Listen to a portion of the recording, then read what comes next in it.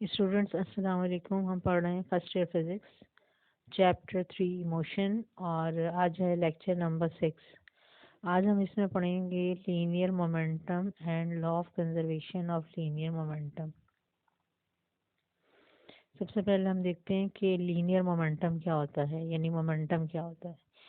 तो मोमेंटम जो होता है किसी भी बॉडी के अंदर, the quantity of motion in a body is called momentum, यानी बॉडी के अंदर कितनी जो है मूव करने की एबिलिटी है, ये उसको हम कहते हैं कि इसके अंदर इतनी क्वांटिटी ऑफ मोशन है। ठीक है, तो ये होता है हमारे पास मोमेंटम या लीनियर मोमेंटम। अब इस लीनियर मोमेंटम को हम लीनियर मोमेंटम क्यों कहते हैं? बॉडी के अंदर जितनी भी मूव करने की सलाहियत होगी तो इसके अंदर क्या है, हम कहेंगे मोमेंटम है। यानी ज़्यादा एक्टिव बॉडी है तो इसका मतलब है कि मोमेंटम इसके अंदर ज़्यादा है ये। तो अब ये जो है इसमें, इसको लीनियर मोमेंटम हम इसलिए कहते हैं क्योंकि जब बॉडी ट्रांसलेटरी मोशन में होती है तो उस वक्त जो उसके अंदर मोमेंटम होता है उसको हम लीनियर मोमेंटम कहते हैं। ठीक है, यानी कि बॉडी जो है, देखिए दो तरह की आपकी मोशन हो सकती है, ट्रांसलेटरी भी हो सकती है और सर्कुलर भी हो सकती है। तो अगर बॉडी ट्रांसलेटरी मोशन में है यानी बॉडी स्ट्रेट लाइन में मूव कर रही है, या बॉडी जो है वो कर्व में मूव कर रही है, ट्रांसलेटरी मोशन है, तो उस मोमेंटम को हम कहेंगे, बॉडी के अंदर जो मोमेंटम होगा वो लीनियर मोमेंटम होगा ये। और आगे हमारे पास जो आएगा, हम जो सर्कुलर मोशन पढ़ेंगे, तो जो बॉडी सर्कुलर मोशन में होती है, सर्कल में मूव कर रही होती है, उसके अंदर जो मोमेंटम होता है उसको हम कहते हैं एंगुलर मोमेंटम। ठीक है, वो हमारे पास बाद में चैप्टर में आएगा। तो यहाँ पर अब लीनियर मोमेंटम की बात हो रही है। ठीक है, तो अब लीनियर मोमेंटम जो है उसको हम डिनोट करते हैं स्मॉल पी से ये, और ये होता है product of mass and velocity, यानी मास को वेलोसिटी से जब हम मल्टीप्लाई करते हैं, ठीक है, कोई भी बॉडी है उसका मास होगा और वो मूव कर रही होगी तो उसकी वेलोसिटी होगी। तो जब हम मास को उसकी वेलोसिटी से मल्टीप्लाई करेंगे तो क्या आ जाएगा, मोमेंटम आ जाएगा, लीनियर मोमेंटम आ जाएगा। तो इसलिए हम कह रहे हैं क्या है, linear momentum product of mass and velocity. ठीक है, अब ये इस तरह फॉर्मूला हमारा बन जाता है, P is equal to m v, ये मास m और v वेलोसिटी, और P क्या हमारा लीनियर मोमेंटम। अब P के ऊपर देखें मैंने एरो लगाया है और V के ऊपर मैंने एरो लगाया, यानी P जो है लीनियर मोमेंटम भी हमारे पास वेक्टर क्वांटिटी है और यहाँ पर वेलोसिटी हमारे पास वेक्टर क्वांटिटी है।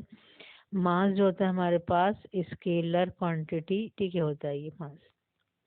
तो यहाँ पर जो है अब लीनियर मोमेंटम क्योंकि वेक्टर क्वांटिटी है तो इसकी क्या होगी, डायरेक्शन होगी। वेक्टर क्वांटिटीज वो होती हैं जिनका मैग्नीट्यूड भी होता है और उसके साथ डायरेक्शन होती है। तो अब डायरेक्शन क्या होती है इस लीनियर मोमेंटम की, ठीक है, जो वेलोसिटी की डायरेक्शन होती है, यानी बॉडी जिस डायरेक्शन में मूव कर रही होती है, ठीक है, जो डायरेक्शन ऑफ मोशन होती है वही उसकी वेलोसिटी की डायरेक्शन होती है और वही सेम डायरेक्शन उसकी लीनियर मोमेंटम की होती है। तो हम ये भी कर सकते हैं, हमने एक लाइन बनाई, यहाँ पे वेलोसिटी लिख दी, यहाँ पे हमने p लिख दिया क्योंकि सेम डायरेक्शन है। और चाहे तो हम पैरेलल लाइन बना के बता सकते हैं कि जो वेलोसिटी की डायरेक्शन है वही लीनियर मोमेंटम की डायरेक्शन है। अब इस लीनियर मोमेंटम का यूनिट क्या होता है उसको हम इसके फॉर्मूले से, ठीक है, ड्राइव करते हैं, निकालते हैं। जब भी किसी क्वांटिटी का यूनिट हमें निकालना होता है तो उसका फॉर्मूला लिखते हैं, फॉर्मूले के अंदर जो भी क्वांटिटीज आ रही होती हैं उनके यूनिट पुट करके हम उसका यूनिट बना लेते हैं। ठीक है, अब अगर हमें पास किसी साइंटिस्ट ने, ठीक है, फिजिक्स में इसको उन्होंने शॉर्ट करके कोई और, ठीक है, नाम दे दिया हो तो वो हम उसको देख लेते हैं कि उसका क्या नाम है ये। तो यहाँ पर लीनियर मोमेंटम जो है ये मास मल्टीप्लाई बाय वेलोसिटी है। अब मास का स्टैंडर्ड यूनिट क्या होता है, किलोग्राम होता है। वेलोसिटी का क्या होता है, मीटर पर सेकेंड ये। तो इस तरह से हमारे पास बेसिक जो यूनिट बनता है लीनियर मोमेंटम का वो बनता है किलोग्राम मीटर पर सेकेंड ये। ठीक है, अब यहाँ पर ये देखें कि किलोग्राम मीटर पर सेकेंड भी हम इसको यूज़ कर सकते हैं, लेकिन ज़्यादातर जब बड़ा यूनिट होता है तो हम उसको शॉर्ट कर लेते हैं। यहाँ पे देखें किस तरह शॉर्ट किया गया है कि किलोग्राम मीटर पर सेकंड को हम मल्टीप्लाई कर रहे हैं सेकंड से और यहाँ डिवाइड भी कर रहे हैं सेकंड से। तो जब सेम क्वांटिटी से मल्टीप्लाई डिवाइड करते हैं तो इस पर कोई इफेक्ट नहीं होता है। क्यों? क्योंकि ये दोनों अगर आप इसको कैंसिल कर दें तो क्या बचेगा? वही बचेगा जो आपके पास पहले था ये, ठीक है। तो हम किसी भी क्वांटिटी को, किसी भी साइड को, ठीक है, सेम नंबर से, सेम क्वांटिटी से मल्टीप्लाई डिवाइड कर सकते हैं, ठीक है, वो अनचेंज रहती है। अब यहाँ पर जो डिनोमिनेटर में ये जो सेकंड और सेकंड है, इसको मैंने मल्टीप्लाई किया तो ये बन जाएगा, देखें, सेकंड स्क्वायर। और ऊपर वाला जो ये सेकंड है ये आ जाएगा ये सेकंड। ये बन गया हमारे पास kilogram metre per second square और मल्टीप्लाई बाय सेकंड, ठीक है। इसको देखें आगे क्या करेंगे हम। हमें पता है कि फोर्स जो होती है, ठीक है, उसका फॉर्मूला होता है according to Newton second law, mass into acceleration. Mass का यूनिट क्या होता है? किलोग्राम, और एक्सेलरेशन का क्या होता है? मीटर पर सेकंड स्क्वायर, ये ठीक है। तो यानी kilogram metre per second square force का यूनिट है। लेकिन देखिए हम फोर्स का ये यूनिट यूज़ नहीं करते हैं। हम ये जो बड़ा यूनिट है हम इसको क्या करते हैं, एक शॉर्ट कर देते हैं, यानी इसका शॉर्ट करके नाम बना दिया गया है न्यूटन, ये ठीक है। तो kilogram metre per second square is equal to क्या होता है? न्यूटन। तो फोर्स का यूनिट होता है न्यूटन। तो हम फिर इसका सिंबल क्या लेते हैं? एन लेते हैं ये। अब यहाँ पे देखिए कि मैंने जो लीनियर मोमेंटम में यहाँ पे हमने मल्टीप्लाई किया है, तो यहाँ पे भी हमारे पास क्या आ रहा है? Kilogram metre per second square, ठीक है। और kilogram metre per second square किसके इक्वल है? न्यूटन के इक्वल है। तो मैंने यहाँ पे न्यूटन लिख दिया, और ये जो मल्टीप्लाई हो रहा था, ठीक है, ये सेकंड, यानी न्यूटन सेकंड जो है, ठीक है, ये आपके पास क्या है? ठीक है, लीनियर मोमेंटम का यूनिट है। बीच में जो है, ठीक है, आप डॉट लगा दें, डैश लगा दें, या डायरेक्ट एन और एस लिख दें, ठीक है। एन और एस मल्टीप्लाई करके लिख दें तो ये लीनियर मोमेंटम का यूनिट बन गया न्यूटन सेकंड। तो ठीक है, तो आप मैट्रिक तक जो है यूज़ करते आए होंगे किलोग्राम मीटर पर सेकंड, लेकिन फर्स्ट ईयर में हम ज़्यादातर ये, और आगे भी हम ये यूज़ करते हैं लीनियर मोमेंटम का यूनिट, ठीक है, न्यूटन सेकंड। यानी आपसे ऑब्जेक्टिव में भी पूछा जाता है, ठीक है। तो न्यूटन सेकंड का ऑप्शन आपको दिया हुआ होगा, ठीक है। तो इस तरह से हमें इसको चूज़ करना पड़ता है। अब फॉर्मूला हम देखा था हमने लीनियर मोमेंटम का, वो था P is equal to m v. यानी लीनियर मोमेंटम जो है किन दो चीज़ों पर डिपेंड करता है, किन दो क्वांटिटीज़ पर डिपेंड करता है? मास और वेलोसिटी, ठीक है। मास और वेलोसिटी पे डिपेंड करता है, किस तरह? Directly proportional. यानी अगर किसी बॉडी का मास ज़्यादा होगा तो उसका मोमेंटम भी ज़्यादा होगा। अगर किसी बॉडी की वेलोसिटी ज़्यादा होगी तो क्या होगा? ठीक है, उसका मोमेंटम ज़्यादा होगा। यानी दोनों चीज़ें इंक्रीज होने से मोमेंटम इंक्रीज हो जाएगा। अब यहाँ पे ये देखें कि मोमेंटम हमेशा कब होगा बॉडी में? जब बॉडी मूव कर रही होगी। बॉडी जितनी भी हैवी हो, लेकिन अगर वो रेस्ट में है, ठीक है, बॉडी मूव नहीं कर रही है, तो उसका मोमेंटम ज़ीरो होगा, ठीक है। क्यों? क्योंकि बॉडी जब रेस्ट में है तो उसकी वेलोसिटी ज़ीरो होगी, यानी v ज़ीरो होगा। तो मोमेंटम किस तरह ज़ीरो होगा? अब आप ये फार्मूला देखें, p is equal to m v. Body का मास, मास तो बॉडी का ज़ीरो नहीं होगा, ठीक है, m लिखा हमने। वेलोसिटी अगर ज़ीरो है तो अब आप किसी भी नंबर को ज़ीरो से मल्टीप्लाई करते हैं, रिजल्ट ज़ीरो आता है, यानी कि मोमेंटम ज़ीरो आ गया। तो जब बॉडी रेस्ट में होती है, वो चाहे जितनी छोटी बॉडी हो, जितनी बड़ी बॉडी हो, ठीक है, उसका मोमेंटम ज़ीरो होगा। क्योंकि मोमेंटम असल में क्या है? मोशन से रिलेटेड है, क्वांटिटी ऑफ मोशन है। तो अगर बॉडी मूव नहीं कर रही है तो मोमेंटम ज़ीरो, और अगर बॉडी मूव कर रही है तो फिर हम देखेंगे कि उसका मास और वेलोसिटी कितनी है, और उसके लिहाज से उसका मोमेंटम कितना है। तो जब भी आपको मोमेंटम कैलकुलेट करना होगा, आप उस बॉडी का मास उसकी वेलोसिटी से मल्टीप्लाई कर देंगे तो उसका लीनियर मोमेंटम आ जाएगा ये। अब यहाँ पर ये देखें, इसकी एग्जाम्पल हम समझते हैं कि मोमेंटम कब ज़्यादा होता है, कब ज़्यादा कम होता है। तो अब ये एक हमने बुलेट ली है, ठीक है, ये बुलेट है, और यहाँ पर जो है इस बुलेट को, ये हमारे पास एक बैग ऑफ सैंड है, ठीक है, रेत का समझ लें कि एक बैग है ये।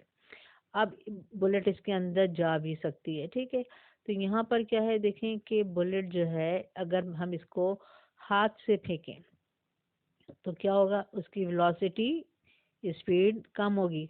तो अब जब हमने इसको हाथ से फेंका तो ये बुलेट जो है यहाँ पे जाके बैग से टकरा के क्या होगा? नीचे गिर जाएगी ये, ठीक है। अगर हम इस बुलेट को गन से फायर करें, सेम बुलेट है ये, ठीक है, ये सेम बुलेट का मतलब है कि अब बुलेट जो है यहाँ पे इन दोनों का, बुलेट का मास सेम। लेकिन अब बुलेट को जब आपने गन से फायर किया है तो यहाँ पर इसकी क्या होगी, बहुत हाई स्पीड होगी, ठीक है, गन से जो है। और आपको पता है जब गन से फायर करते हैं तो बॉडी वो जो होती है बुलेट, ठीक है, वो क्या करती है, ठीक है, वो गाड़ियों के अंदर भी चली जाती है, गाड़ियों के दरवाज़ा शीशे तोड़ के, ठीक है, बॉडी के, इंसान की बॉडी के अंदर चली जाती है। तो ये भी बुलेट जो है हाई स्पीड की वजह से अंदर चली जाएगी। तो यहाँ पर अब ये देखिए कि अब यहाँ पर सेम बुलेट थी, यानी सेम मास था, लेकिन जब वेलोसिटी कम है तो इसके अंदर मोमेंटम कम है। जिस बॉडी के अंदर मोमेंटम कम होता है उसके अंदर उसकी पावर यानी उसकी एनर्जी भी उसके अंदर कम होती है। उसके अंदर एनर्जी कम थी तो ज़्यादा नहीं अंदर गई है, ठीक है।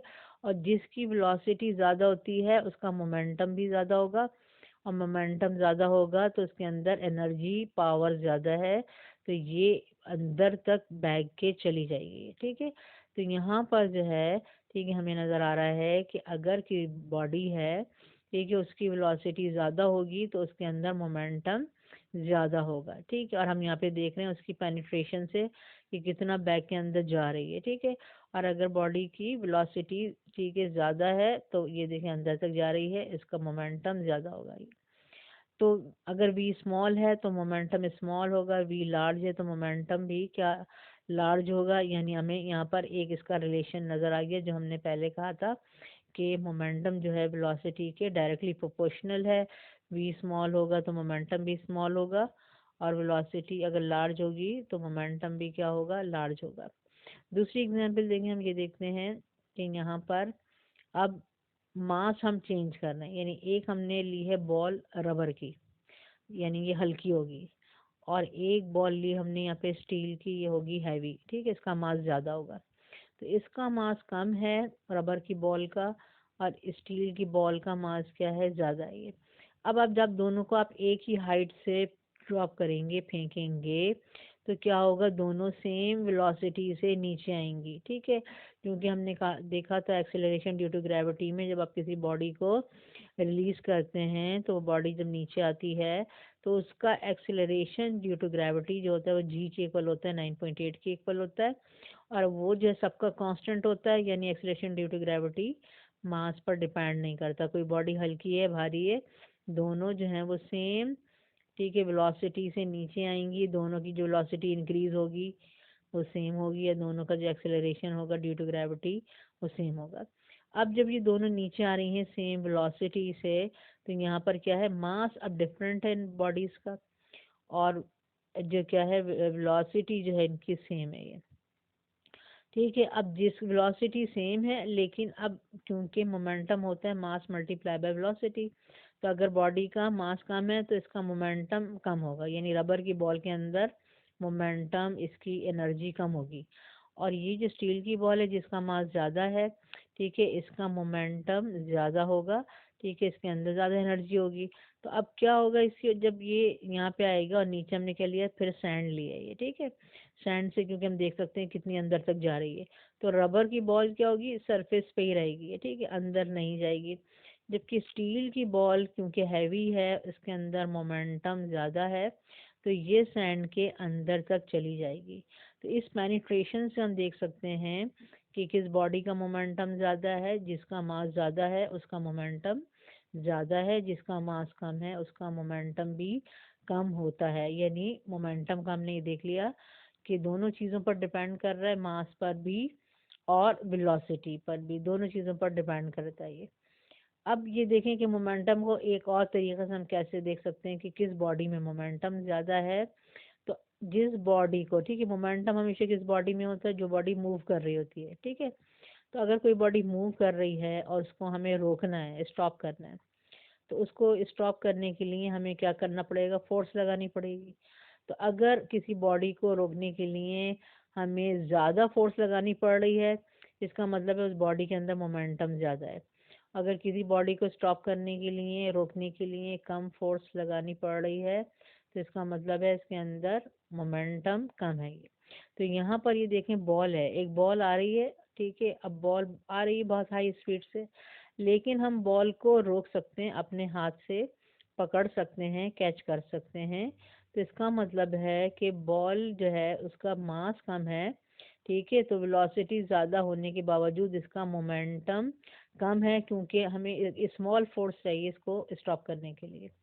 जबकि आप दूसरी चीज़ अगर देखें, ट्रक आ रही है, अब ट्रक जो है बहुत हाई लो स्पीड से आ रहा है, उसका जो है स्पीड बहुत कम है, ठीक है, बॉल के हिसाब से स्पीड कम है, लेकिन ट्रक जो है बहुत बड़ा है, उसका मास ज़्यादा है, तो ट्रक का जो मोमेंटम होगा वो बॉल के मोमेंटम से ज़्यादा होगा। अब क्योंकि ट्रक का मोमेंटम ज़्यादा है, तो इसलिए हम ट्रक को अपने हाथ से नहीं रोक सकते कि कोई ट्रक अगर आ रहा है चलता हुआ, ठीक है, तो आप उसको, ठीक है, इस अपने हाथ से नहीं रोक सकते। इसको रोकने के लिए ज़्यादा फोर्स चाहिए होगी, लार्ज फोर्स चाहिए होगी। तो जिस बॉडी को रोकने के लिए ज़्यादा फोर्स चाहिए होती है, इसका मतलब होता है उसके अंदर मोमेंटम ज़्यादा है। और जिस बॉडी को रोकने के लिए कम फोर्स चाहिए होती है, तो उसके अंदर क्या है, मोमेंटम कम है, ठीक है। इस तरह भी हम मोमेंटम को जज कर सकते हैं, देख सकते हैं किस बॉडी के अंदर मोमेंटम ज़्यादा है और किस बॉडी के अंदर मोमेंटम कम है। अब यहाँ पर एक छोटा सा टॉपिक और है, इसको हम बीच में देखेंगे क्योंकि आगे जब हम पढ़ेंगे law of conservation of linear momentum, तो उसके लिए हमें, ठीक है, इसकी ज़रूरत पड़ेगी। और ये जो है एक तरह से आपको शॉर्ट क्वेश्चन में भी आता है, पेपर में पूछा जा सकता है कि prove that force is the rate of change of linear momentum, ठीक है। ये टॉपिक जो है हमारे पास आ जाता है, ठीक है, न्यूटन सेकंड लॉ के साथ। न्यूटन सेकंड लॉ स्टेट करना पड़ता है, f is equal to m a, ठीक है, कि the force which produces acceleration is equal to m a, ठीक है। और उसके बाद ये इसके साथ आता है लग के कि force is the rate of change of linear momentum.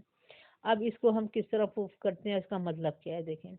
एक हमारे पास ये बॉडी है, ठीक है, कोई बॉल है, इसका मास m है, ये मूव कर रही है इस डायरेक्शन में और इसकी वेलोसिटी है वी आई, यानी इनिशियल वेलोसिटी वी आई है, ठीक है। अब हम इस पे फोर्स लगाते हैं इस डायरेक्शन में।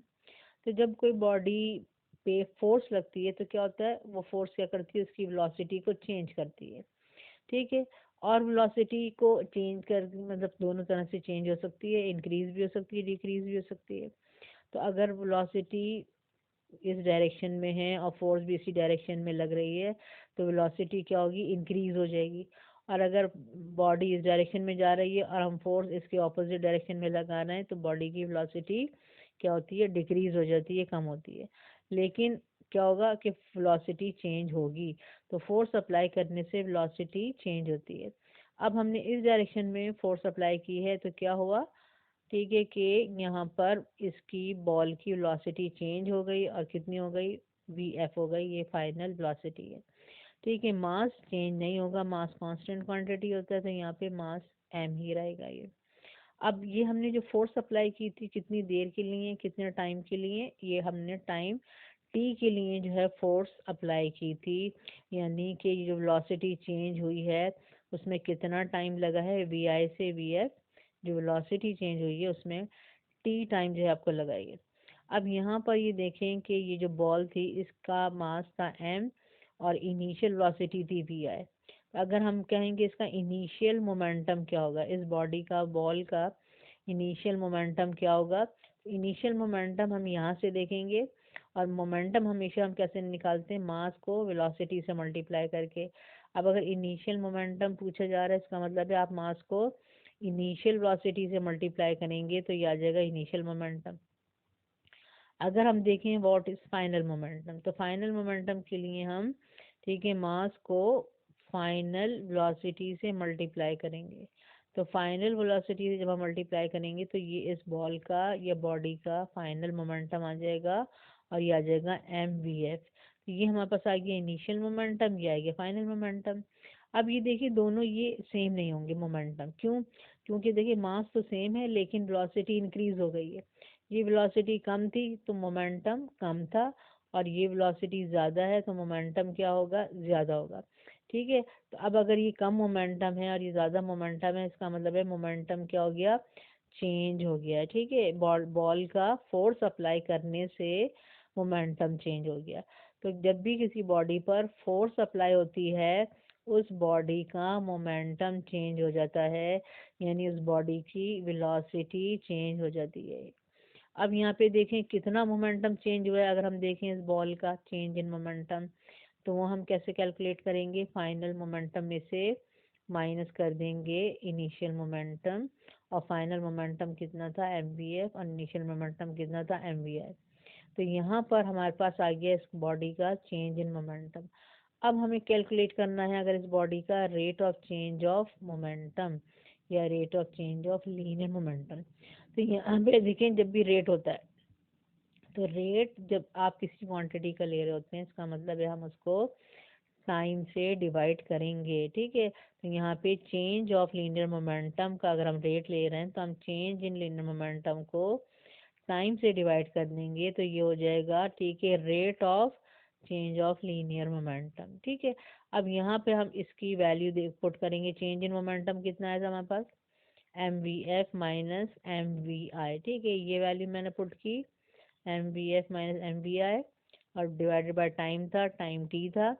इसमें से मुझे नज़र आ रहा है कॉमन m, तो मैंने m कॉमन लिया, ठीक है। ब्रैकेट में क्या आएगा vf माइनस vi, ठीक है। तो अब ये जो चीज़ आ रही है vf minus vi upon t, ये होता है हमारे पास एक्सेलरेशन का फॉर्मूला, ठीक है। Final velocity minus initial velocity divided by time, यानी change in velocity divided by time, ठीक है, या change in velocity per unit time is called acceleration. ये change in velocity in unit time in 1 second is called acceleration. तो ये rate of change of velocity जो है, ये आपके पास क्या गया, rate of change of velocity is acceleration.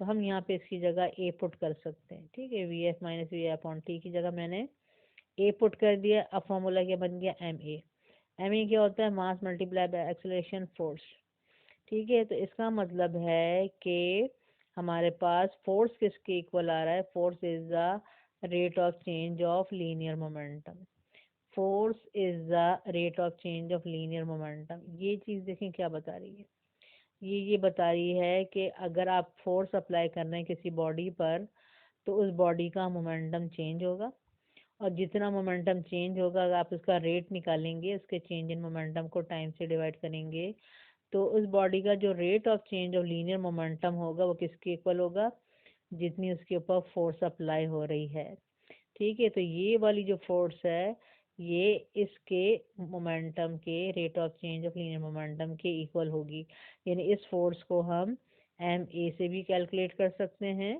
ठीक है, और इस फोर्स को हम rate of change of linear momentum के फॉर्मूले से भी कैलकुलेट कर सकते हैं। यानी हमारे पास एक न्यूमेरिकल आएगा, ठीक है, उसमें हम देखेंगे कि हम इस फोर्स को कैसे कैलकुलेट करेंगे, rate of change of linear momentum के ही फॉर्मूले से हम कैलकुलेट करेंगे। तो यहाँ पे हमने ये प्रूव किया है कि force is the rate of change of linear momentum. ये चीज़ ऑब्जेक्टिव में भी आपसे पूछी जाती है कि the rate of change of linear momentum is equal to, ठीक है। अब आपके पास आंसर क्या होता है, फोर्स, टॉर्क, प्रेशर, कुछ भी हो सकता है। तो यहाँ पर जब लीनियर मोमेंटम की बात हो रही है, rate of change of linear momentum की, तो वहाँ पे अब फोर्स आएगा। और आगे जब देखें दूसरा मोमेंटम मैंने आपको बताया एंगुलर मोमेंटम भी आएगा, तो उसका जो रेट ऑफ चेंज ऑफ होता है एंगुलर मोमेंटम वो कुछ और होता है, वो हम उस चैप्टर में, ठीक है, देख लेंगे। अब नेक्स्ट हमारे पास जो है वो है law of conservation of linear momentum, ठीक है। अब ये देखें कोई जब भी लॉ का मतलब तो पता है कि आपके पास क्या होता है, कोई भी कानून है ये, ठीक है, कोई आपके पास उसकी, ठीक है, स्टेटमेंट इसकी आपके पास थ्योरी है। यहाँ पर क्या लॉ नज़र आ रहा है हमें कि मोमेंटम जो होता है, ठीक है, वो कंजर्व्ड होता है। कंजर्व्ड का मतलब होता है कांस्टेंट, ठीक है। जब भी चीज़ आपको बताई जा रही है कि ये कंजर्व्ड है, इसका मतलब है कि वो क्या है, वो कांस्टेंट है। अब किस लिहाज से कांस्टेंट है, ठीक है, ये हम देख लेते हैं। तो यहाँ पे लीनियर मोमेंटम जो है वो कंजर्व्ड है, यानी कांस्टेंट है। और वो किस तरह होता है कि the total momentum of an isolated system remains constant, यानी आपके पास, ठीक है, कोई ऐसा सिस्टम है, सिस्टम का मतलब है कि आपके पास कोई 2 या 3 बॉडीज हैं जो एक दूसरे के ऊपर फोर्स अप्लाई कर रही हैं, ठीक है, तो उनका आपस में इंटरेक्शन हो रहा है। तो ऐसा सिस्टम, ठीक है, जिसमें बॉडीज एक दूसरे के ऊपर फोर्स अप्लाई करें लेकिन एक्सटर्नली कोई और फोर्स अप्लाई उन पर नहीं हो रही हो, तो ऐसे सिस्टम को फिर हम कहते हैं कि ये आइसोलेटेड है या क्लोज आपके पास सिस्टम है। उस सिस्टम के अंदर, ठीक है, हमारे पास क्या होता है, टोटल मोमेंटम जो होता है ठीक है, वो कंजर्व्ड होता है या वो कांस्टेंट होता है। अब इसका क्या मतलब है कि टोटल मोमेंटम इज कांस्टेंट, इसका मतलब ये है कि हमारे पास total momentum of the system before collision होता है equal to total momentum of the system after collision. Collision का मतलब होता है बॉडी क्या कर रही है, कोलाइड कर रही है, एक दूसरे के साथ टकरा रही हैं। ठीक है, तो अगर हमारे पास, अब हम सिंपली दो बॉल लेते हैं, दो बॉडीज कंसिडर करेंगे। ठीक है, दो से ज़्यादा भी हो सकती हैं। तो यहाँ पर अगर हम दो बॉल कंसिडर कर रहे हैं, एक है बॉडी ए, एक है बॉडी बी।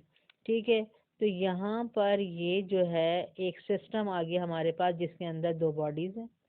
ठीक है, अब इन बॉडीज का कोई मोमेंटम होगा।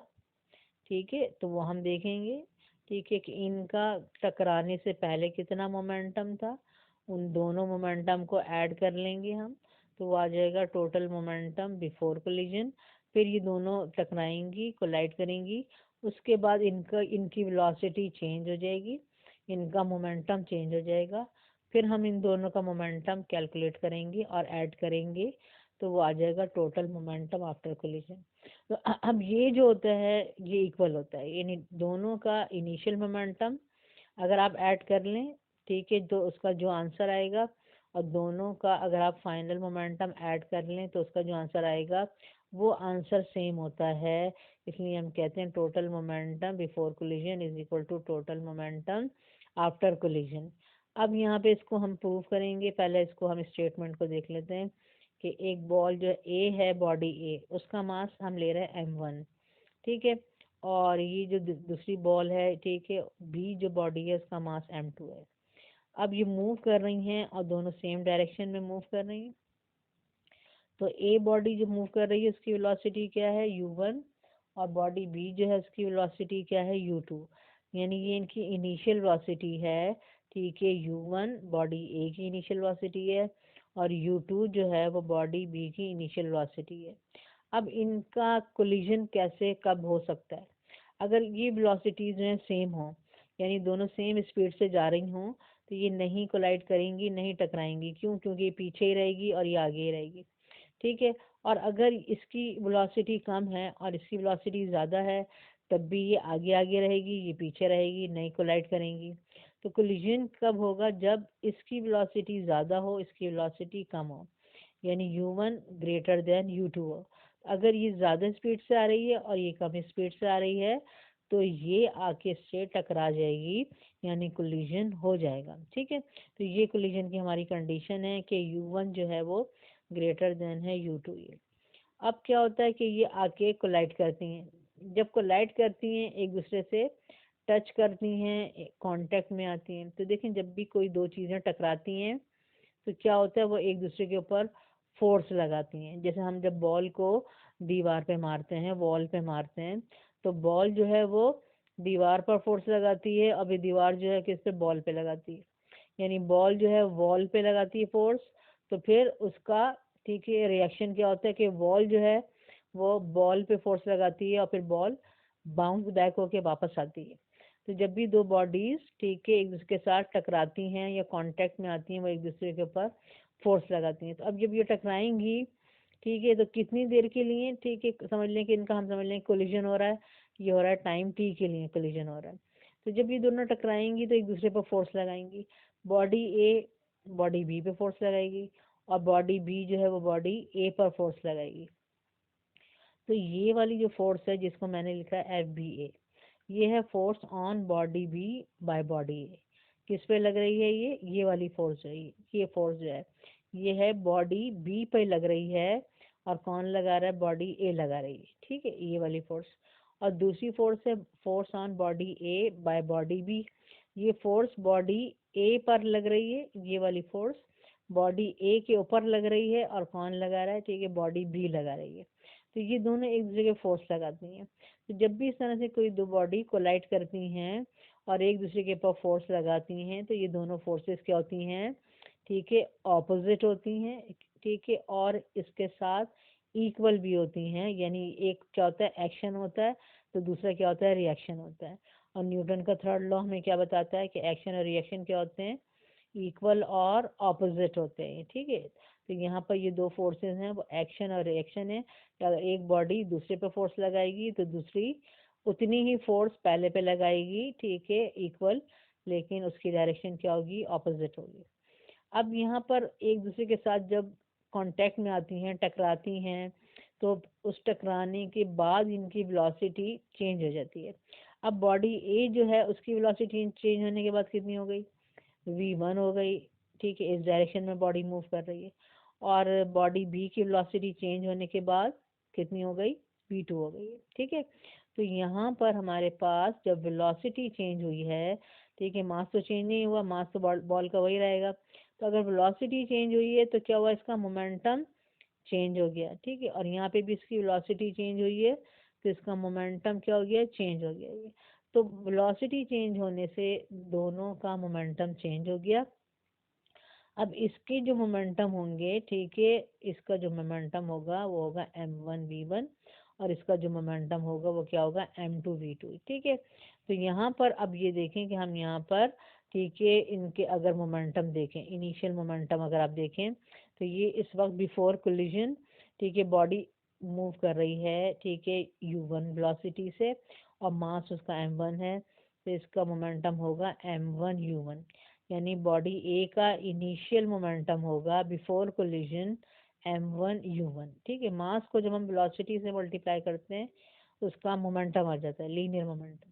बॉडी बी का लीनियर मोमेंटम होगा बिफोर कोलिजन, ठीक है, m2u2, मास को मल्टीप्लाई कर दिया मैंने वेलोसिटी से, तो ये आ गया बॉडी बी का इनिशियल मोमेंटम यानी बिफोर कोलिजन। तो यहाँ पर ये देखें हमने ये लिखा है initial momentum of A m1u1, initial momentum of B m2u2, ये दोनों के इनिशियल मोमेंटम आ गए।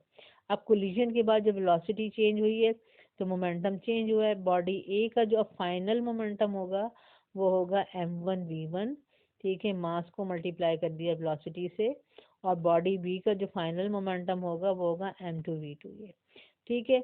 अब अगर मुझे दोनों का टोटल इनिशियल मोमेंटम निकालना है तो मैं क्या करूँगी, इनके इनिशियल मोमेंटम को ऐड कर लूँगी, यानी m1u1 प्लस m2u2, ये हो जाएगा हमारे पास टोटल मोमेंटम बिफोर कोलिजन। और अगर हम मुझे निकालना है टोटल मोमेंटम आफ्टर कोलिजन तो मैं इसके फाइनल मोमेंटम को ऐड कर लूँगी, m1v1 प्लस m2v2, दोनों के फाइनल मोमेंटम को अगर हम ऐड कर लेंगे तो ये आ जाएगा हमारे पास total final momentum after collision. अब यही जो है इक्वल होते हैं, ठीक है। यानी कि अब सपोज हम कर लेते हैं कि यहाँ पर आपके पास जो है इनका जो बॉडी ए का जो मोमेंटम था सपोज क्या था, 5 था ये, यानी 5 का मतलब है कि मल्टीप्लाई m1 और u1 को मल्टीप्लाई करके मेरे पास 5 आ रही है, ठीक है। और बॉडी बी का जो मोमेंटम था सपोज मेरे पास कितना था, मेरे पास 4 था ये, ठीक है। तो अगर मैं 5 और 4 को ऐड करूंगी, दोनों के मोमेंटम को ऐड करूंगी, मेरे पास कितना आएगा, ठीक है, मेरे पास क्या आएगा, 9 आएगा, ठीक है। ये तो 9 होगा हमारे पास total momentum of the system before collision, ठीक है। अब यहाँ पर देखें क्या होगा कि अब कोलिजन के बाद वेलोसिटी चेंज हो गई है, ठीक है, कोलिजन के बाद वेलोसिटी चेंज हो गई है तो मोमेंटम चेंज हो गया है। अब समझ लें इसकी वेलोसिटी अगर कम हो गई है तो इसका मोमेंटम हो गया सपोज 3 हो गया, इसकी वेलोसिटी चेंज हो गई, सपोज इसका मोमेंटम क्या हो गया, 6 हो गया। तो इसका मोमेंटम 3, इसका मोमेंटम 6, दोनों को मैं ऐड करूंगी, 3 और 6 को अगर ऐड करेंगे तो हमारे पास क्या आएगा, 9 आएगा। तो इसका मतलब है कि वेलोसिटी चेंज हुई, मोमेंटम भी चेंज हुआ है, जिसकी वेलोसिटी कम हुई उसका मोमेंटम कम हो गया, जिसकी वेलोसिटी ज़्यादा हुई उसका मोमेंटम ज़्यादा हुआ।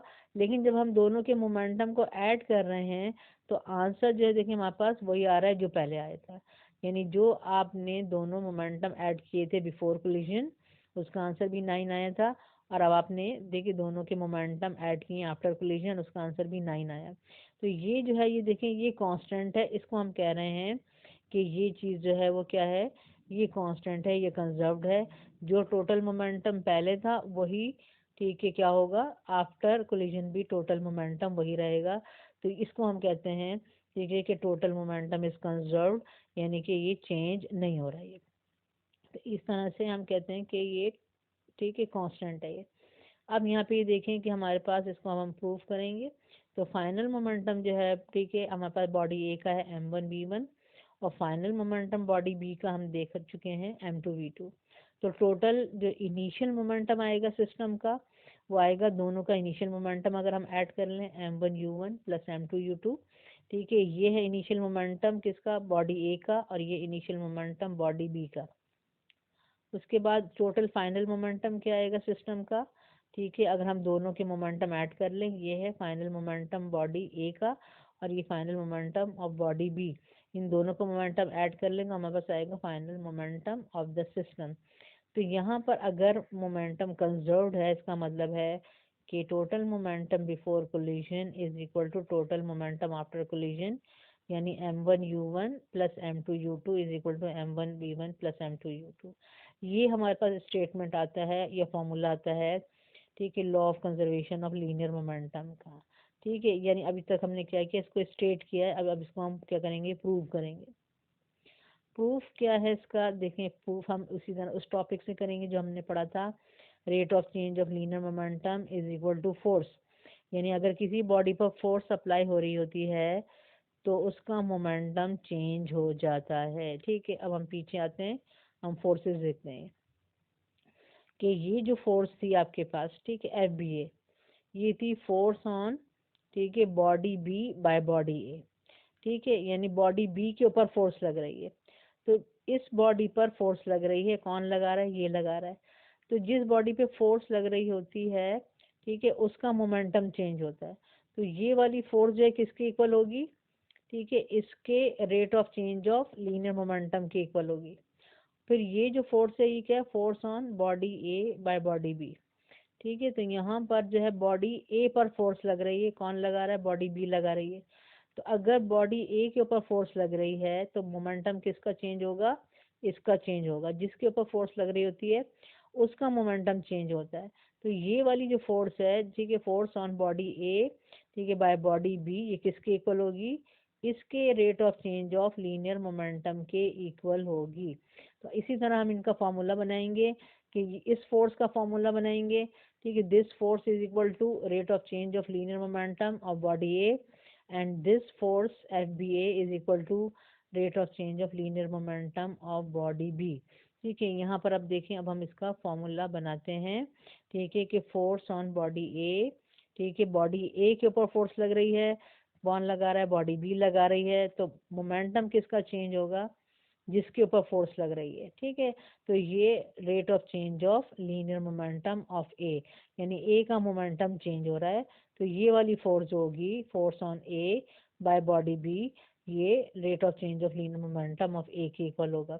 अब इसको हमने किस तरह कैलकुलेट किया था, rate of change of linear momentum, इसका मतलब होता है rate of change of linear momentum का कि आप चेंज इन मोमेंटम को टाइम से डिवाइड कर दें।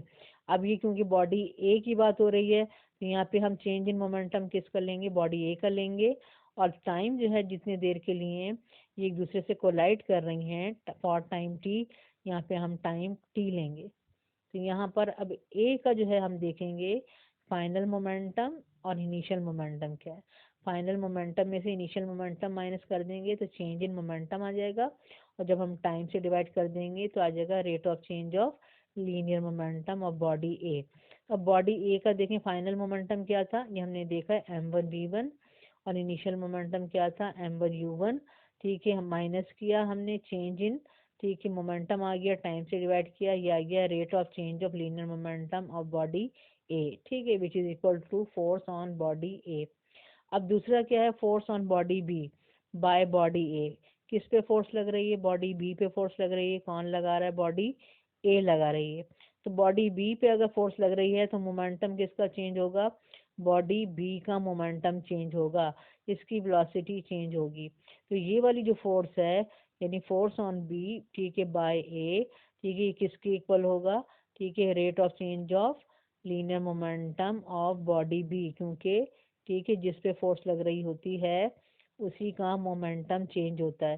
तो ये बॉडी बी पे फोर्स लग रही है तो मोमेंटम भी किसका चेंज होगा, इसी का चेंज होगा, और इसी के rate of change of linear momentum के इक्वल होगी। तो यहाँ पर एफ बी हमारे पास किसके इक्वल आएगा, rate of change of linear momentum of body B. तो यहाँ पर फिर हमारे पास रेट ये का फॉर्मूला हम बनाएंगे, change in momentum divided by time. Change in momentum होता है final momentum minus initial momentum divided by time. ये बॉडी बी की बात हो रही है, तो बॉडी बी का फाइनल मोमेंटम क्या था, m2v2, और इनिशियल मोमेंटम क्या था, m2u2। ठीक है, ये माइनस कर रहे हैं, चेंज इन मोमेंटम आ रहा है, और डिवाइडेड बाय टाइम कर रहे हैं, तो ये आ गया rate of change of linear momentum of body B which is equal to force on body B by A. ठीक है, अभी दोनों फोर्सेस जो हैं, हमने कहा आपको बताया कि ये क्या हैं, इक्वल और ऑपोजिट होंगी। जब भी दो बॉडी एक दूसरे से कोलाइड करती हैं, वो दोनों एक दूसरे पर जो फोर्स लगाती हैं वो इक्वल होती है और ऑपोजिट होती है, यानी वो क्या होते हैं, एक्शन और रिएक्शन होते हैं। तो न्यूटन थर्ड लॉ क्या कहता है कि action is equal to reaction. ठीक है, यानी ये दोनों फोर्सेस क्या होंगी, इक्वल होंगी और ऑपोजिट होंगी। तो यहाँ पे हम एक को क्या करेंगे, नेगेटिव लेंगे। चाहे तो आप इसको नेगेटिव ले लें, चाहे आप इसको नेगेटिव ले लें। ठीक है, ये हमारी मर्जी होती है, हमारे पास फॉर्मूला दोनों तरह से आ जाएगा। तो यहाँ पे क्योंकि ये ऑपोजिट है, एक के साथ मैंने माइनस साइन लगाया, फिर मैंने इसका जो फॉर्मूला लिखा था ड्राइव किया, तो वो हमने पुट कर दिया, m1v1 minus m1u1 divided by T. ये है rate of change of linear momentum of body A, ये है हमारे पास। ठीक है, m2v2 minus m2u2 divided by T, ये rate of change of linear momentum of body B. ठीक है, यहाँ पर देखें दोनों साइड पे टी कैंसिल हो जाएगा, और ये जो माइनस है जब आप इसे मल्टीप्लाई करेंगे, ब्रैकेट खोलेंगे, तो ये माइनस हो जाएगा और ये माइनस और ये माइनस प्लस हो जाएगा। ठीक है, तो ये हो गया m1v1, ठीक है, माइनस m1u1, और ये हो गया माइनस m2v2 और माइनस माइनस प्लस m2u2। ठीक है, अब यहाँ पर ये जो माइनस वाली चीज़ है, मैं इसको इधर लेके आ जाऊंगी, तो ये प्लस हो जाएगा m2v2, और ये वाला जो माइनस है ये इधर लेके आ जाएंगे, तो ये प्लस हो जाएगा m1। ठीक है, ये मैं इसको लेके आ गई यहाँ पर, तो ये माइनस वाला हो गया m1u1 प्लस हो गया, यानी हमारे पास आ रहा है m1v1 plus m2v2 is equal to m1u1 plus m2u2। अब हम देखें इसको ऑर्डर में करने के लिए, ये हमारे पास जो राइट हैंड साइड है हम उसको लेफ्ट पे लिख सकते हैं, और जो लेफ्ट है उसको हम राइट पर लिख सकते हैं। तो हमने इसी तरह किया इसको, इससे कोई इफेक्ट नहीं होता। तो यहाँ पर मैंने क्या किया है कि ठीक है, राइट को लेफ्ट पे लिख लिया, m1u1 plus m2u2 is equal to m1v1 plus m2v2। ठीक है, और ये हमारा बन गया। ठीक है, law of conservation of linear momentum, इसको हमने देख चुके हैं। ये है टोटल मोमेंटम, ठीक है, of the system before collision, और ये है total momentum of the system after collision, और ये हम प्रूव कर चुके हैं कि ये क्या आ रहा है, इक्वल आ रहा है। तो ये हमारे पास प्रूव हो गया है कि total momentum before collision is equal to total momentum after collision, यानी कि सिस्टम जो है अगर आइसोलेटेड है, क्लोज्ड है, तो उसका जो टोटल मोमेंटम होता है बिफोर एंड आफ्टर कोलिजन वो सेम रहता है, कांस्टेंट रहता है, ठीक है, या कंजर्व्ड होता है। ठीक है, तो ये हमने प्रूव किया है law of conservation of linear momentum.